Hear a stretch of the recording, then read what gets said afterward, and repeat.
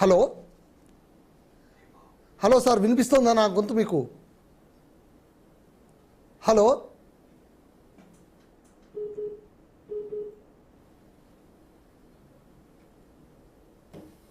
Hello sir నమస్కారం sir. Sir welcome to 24/7 news studio sir. Sir ఇప్పుడు ఈ bird ఫ్లూకు సంబంధించి ఇక్కడ డిబేట్ జరుగుతోంది. అంటే ఈ చికెన్ల పైన ఈ వ్యాధి రావడం వల్ల, కోళ్లకు వ్యాధి రావడం వల్ల అసలు చికెన్ వ్యాపారం మొత్తం పడిపోయిందని గగ్గోలు పెడుతోంది మార్కెట్. సో ఈ నేపథ్యంలోన ఈ బర్డ్ ఫ్లూ అనేటువంటి ఈ వ్యాధి గురించి మీరేం చెప్తారు సార్?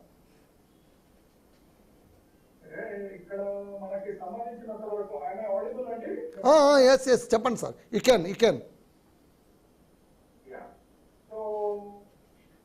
మనకి సంబంధించినంత వరకు ప్రతిసారి ఒక ఈక్విలిబ్రియం అనేది, ప్రతిసారి ఒక బ్యాలెన్స్ అనేది ప్రకృతిలో జరుగుతూ ఉంటది. నేను కూడా కొద్దిగా విన్నాను మాట్లాడేది. ఓకే. సో ఆ బ్యాలెన్స్ ఎవరు చేస్తారు అంటే universe itself balance. Okay. Ontogeny repeats phylogeny అన్నట్టు it's the cycle repeats. So ఈ భాగంలో దృష్టమో దురదృష్టమో కాదు కానీ ఒక సిరీస్ ఆఫ్ 2019 నుంచి 2019 డిసెంబర్ 31వ తారీఖు నుంచి ఇప్పటి వరకు పలు దఫాలుగా వివిధ రకాలైన వైరస్ ని మనం చూస్తూనే ఉన్నాం. అయితే ఇప్పుడు వచ్చిన ఏదైతే వైరస్ ఉందో ఇదేదో కొత్తగా వచ్చింది కాదు. దీని గురించి చర్చలు జరిగాయి సైంటిఫిక్ బాడీస్ లో. ఇప్పుడే కాదు, 10 సంవత్సరాల క్రితం కూడా దీని గురించి మాట్లాడడం జరిగింది. సో ఇట్లాంటిది ఒకవేళ విజృంభిస్తే ఏం చేయాలి అంటే, ఇది కోళ్ళకి వచ్చే అవకాశం ఉంటుంది కాబట్టి, కోడి నుంచి కోడికి వ్యాప్తి చెందే అవకాశం ఉంటుంది కాబట్టి, ఫస్ట్ కోడి నుంచి కోడికి వ్యాప్తి చెందుతుంది కాబట్టి మనుషుల్ని బతికించుకోవడం తర్వాత కోళ్ళను కూడా మనం ఎట్లా బతికించుకోవాలనే ఆలోచన సైంటిస్ట్ కానీ అక్కడ ఉన్న వెటర్నరీ డాక్టర్స్ కానీ వచ్చారు. సార్ ఇప్పుడు స్టెప్స్ అని మనం దాటిపోయి ఆ కోళ్ళు కూడా చనిపోతున్నాయి లక్షల్లో కోట్లలో. ఇది మనిషికి వ్యాప్తి చెందుతుంది. ఎందుకు చెందుతుంది అంటే ఇది మ్యూటేషన్ జరగడం వల్ల జరుగుతుంది. అంటే ఏ వైరస్ అన్నా చాలా ఆశ్చర్యపోయే కాన్సెప్ట్ ఏంటంటే, ఏ వైరస్ అయినా బాడీలో ప్రవేశించిన తర్వాత మనిషి కోడ చనిపోవాలనుకోదు. ఎందుకంటే తన ఇల్లు తన చక్కదిద్దుకోవాలి, తన కుటుంబాన్ని తన పోషించుకోవాలి, తన పరివారాన్ని తను పెంచుకోవాలని వైరస్ కూడా ఉంటుంది. ఇది ప్రకృతి నియమం లాగా. So virus wants to multiply, virus wants to mutate. So ఎప్పుడైతే మల్టిప్లై అవుతుందో, ఎప్పుడైతే మ్యూటేట్ అవుతుందో, దాని వల్ల ఆ మనుషులో మార్పులు వస్తాయి. ఉదాహరణకి కోళ్ళలో వచ్చే కోళ్ళు చనిపోయాయి, మనుషులో వచ్చిన మనుషులు కూడా చనిపోతున్నారు. కానీ పావురాల్లో వచ్చినప్పుడు పావురాలు చావడం వరకు ఇన్ఫెక్ట్ అవుతాయి. సో పావురాల్లో కనుక బర్డ్ ఫ్లూ వచ్చినట్టయితే పావురాల విసర్జన పదార్థం ఏదైతే ఉంటుందో ఆ విసర్జన పదార్థం వలన గాలిలో వ్యాప్తి చెందే, అంటే ఆ విసర్జన పదార్థం డ్రై అయిపోయిన తర్వాత, లెక్కలు డ్రై అయిపోయిన తర్వాత అక్కడ నుండి వైరస్ వ్యాప్తి చెందుతుంది గాలిలో. ఆ గాలి ఎవరు పీల్చుకుంటారో వారి ముక్కు ద్వారా ఊపిరితిత్తుల్లోకి పోయే అవకాశం ఉంటుంది. ఇది లేటెస్ట్ D1.1 మ్యూటేషన్ చెప్పిన సత్యం. సో అందుకనే మనం జాగ్రత్తగా ఉండాలి, అప్రమత్తంగా ఉండాలి. ఆ ఏరియాలకు పోకుండా కొన్ని రోజులు చికెన్ తినకుండా, ఎగ్గు తినకుండా ఉంటే మంచిది. ఉండలేమో అంటారా, బాడీ చేసుకుంటున్నాడు. బాడీ చేసుకుంటే వస్తుందా? అది జనరల్గా బాయిలింగ్ విల్ వైరస్, కానీ మీ పరిస్థితి ఎట్లా ఉంటుందో చెప్పలేదు. సో అందుకనే కొన్ని రోజుల వరకు understand that we have to hold on. ఇది మనం అనుకుంటాం. సార్ ఇప్పుడు ఒక డౌట్, ఇది ఎయిర్ బార్న్ డిసీజ్ అని కొంతమంది భయపడుతున్నారు. Is it true? Air born అంటే గాలి ద్వారా కూడా వ్యాపిస్తుంది బర్డ్ ఫ్లూ, మనుషులకు వచ్చేస్తుంది అనేటువంటి ఒక వదంతి వినిపిస్తోంది. ఇది నిజమా? ఇది శాస్త్రీయ పద్ధతిగా ఏది రుజువు కాదు, అది వదంతు అంటాం. మీరు చెప్పింది శాస్త్రీయ పద్ధతిగా రుజువైన విషయం. సో అప్పుడు వదంతు కాదాలను. సో ఇది సత్యమే, ఇది సైంటిఫిక్ గా మనం నమ్మవలసిందే. ఎలా B3.13 అనే ఒక స్ట్రెయిన్ మ్యూటేషన్, ఇప్పుడు దాదాపు 10 మ్యూటేషన్స్ అయింది. లేటెస్ట్ మ్యూటేషన్ ఏంటి? B3.13 నుంచి D1.1 స్టేజ్ వచ్చింది.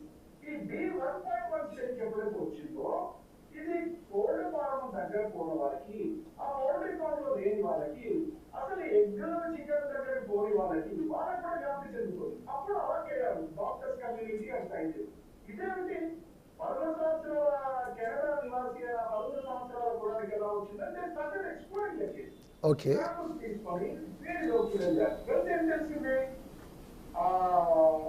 సిక్రేషన్స్ ఏవైతే ఉంటాయో, చనిపోయిన కోడి సిక్రేషన్స్ ఏదైనా, చనిపోయిన ఆ కోడి ఎక్స్క్రీటెడ్ మెటీరియల్, విసర్జన పదార్థం ఏదైతే ఉందో అది అక్కడిక్కడ బాడీ ఫామ్స్ లో పడడం, రోడ్డు మీద పడడం జరిగితే అది డ్రై అయిన తర్వాత, ఇంతకుముందు నా పావురాల గురించి ఏదైతే చెప్తున్నామో సేమ్ టు సేమ్ ఈ వైరస్ మ్యుటేషన్స్ స్ట్రెంగ్త్ ఏంటంటే ఇది డ్రై అయిన తర్వాత కూడా ఆ గాలికి ఆ ఎన్నెచ్చు ఇది గాల్లో తేలే అవకాశం ఉంది అని శాస్త్రవేత్తలు చెప్పారు.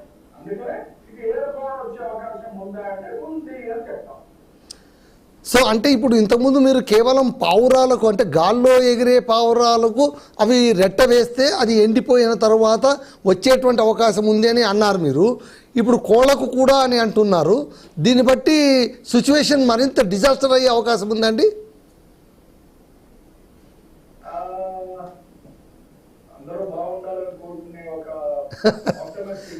మేబీ, బట్ సిచ్యువేషన్ మనమైతే కాషన్ ఇవ్వాలి కదా.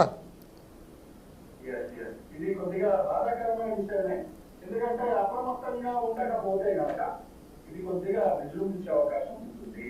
అందుకని వాళ్ళు ఏమన్నారు, ఆ శాస్త్రవేత్తలు యుఎస్ లో లేటెస్ట్ గా 4 రోజులు 3 రోజుల క్రితం వాళ్ళు ఏమన్నారంటే మళ్ళీ మాస్కులు పెట్టుకోవాల్సిన అవసరం వస్తుందేమో అనే మాట కూడా లేచారు వాళ్ళు. ఓహో, మాస్కులు కూడా భద్రతగా వాడారు.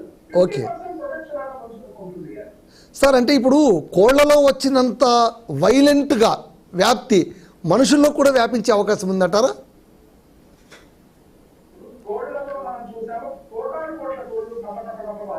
అవును. మనుషుల్లో వచ్చిన తర్వాత ఆ మ్యూటేషన్ ఏదైతే ఉంటుందో ఆ మ్యూటేషన్ అనేది చాలా డేంజరస్ గా ఉంటుంది. కాబట్టి ఆ మ్యూటేషన్ మనం ఎలాంటి మ్యూటేషన్ అని చెప్పాలని చెప్తాం. So that is what we have to look into the issue. Mutation చెందిన తర్వాత దాని శక్తి ఎంత ఉంటుంది, అది ఎంత దూరం ఉంటుంది, మనిషి నుంచి మనిషికి ఇక్కడ బాగా గుర్తుపెట్టుకోండి. కోడి నుంచి మనిషికి అంటే ఒక కోడి 100 మందికి 1000 మంది రావచ్చు. ఇక్కడ ఏమంటున్నారు, కోడి నుంచి మనిషికి వచ్చిందయా, మనిషి నుంచి మనిషికి వచ్చే అవకాశం ఉందయా అంటున్నారు. ఓకే.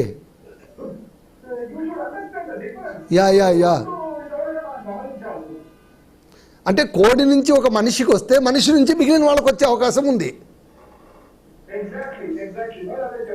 ఓకే ఓకే సార్, ఓవరాల్గా మీరు ఒక మాటలో చెప్పాలంటే what will be your conclusion on this topic? నేను ఒకటే చెప్తాను సార్, సాధ్యమైనంత వరకు మంచిగా రోజులు బాగున్నప్పుడు మనం అందరూ ఎంజాయ్ చేస్తాం, అందరం మిత్రులతో తిరిగాం, కూర్చొని తిన్నాం, తప్పే తినచ్చు. ఇప్పుడున్న పరిస్థితుల్లో ఒక పక్కన కనుక పౌల్ట్రీ ఫార్మ్స్ మొత్తం వ్యవస్థ కుప్పకుంటోంది.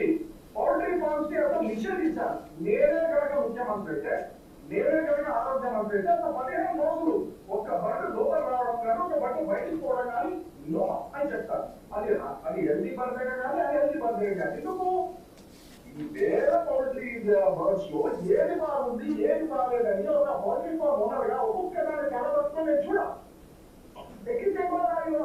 దాంట్లో ఒక్క పౌల్ట్రీకి సోకినా కూడా ఆ ఏ చికెన్ సెంటర్ అయితే అది వెళ్తుందో అక్కడ అందరికీ వచ్చే అవకాశం ఉంటుంది. కాబట్టి కాషియస్. 15 రోజులు 4 రోజులు ఏం పర్లేదు, కొద్దిగా జాగ్రత్తగా ఉండడం మన బాధ్యత, తిరగకుండా ఉండడం మన బాధ్యత. సార్, ఇప్పుడు ఈ బర్డ్ ఫ్లూ మనిషికి వస్తే లక్షణాలు ఏముంటాయి సార్? బాగా this is a very important issue మీరు అడిగింది. బర్డ్ ఫ్లూ కనుక మనిషికి వచ్చినట్టయితే అక్కడ పరిస్థితి ఎలా ఉంటుందంటే, ఇంతకుముందు కరోనాకి మనం చెప్పుకున్నట్టు ముక్కు ద్వారా వెళ్ళి ఊపిరితిత్తుల్లో పోతుందండి, ఊపిరితిత్తుల్లో నుంచి కింద భాగాల్లో పోయి మొత్తం డ్యామేజ్ చేస్తుందని మనం చదువుకున్నాం, విన్నాం.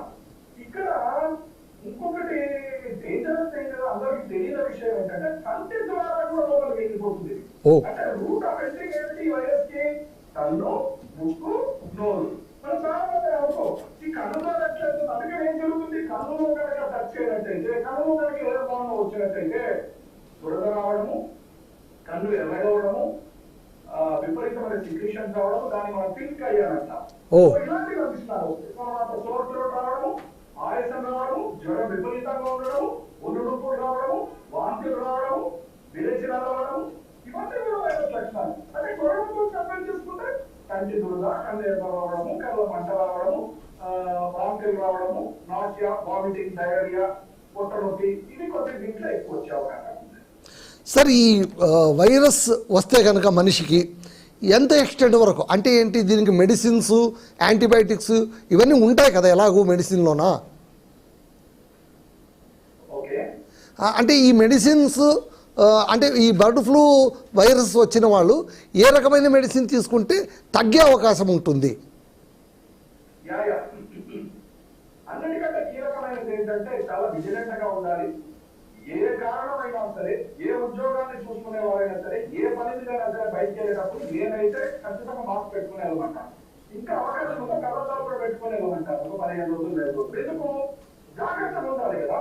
ఇది బయట ప్రపంచంలో ఇలాంటి మార్పులు ఉంటున్నాయని మనకు తెలిసినప్పుడు జాగ్రత్తగా ఉండాలి. వానాకాలంలో మురుగు పట్టుకుని వెళ్తారు వాన వాటిపైన. ఎందుకు? బుద్ధుంది కాబట్టి వాన వస్తే తడిసిపోతారు కాబట్టి అప్రమత్తంగా జాగ్రత్త తీసుకుంటారు. ఓకే. అలాగే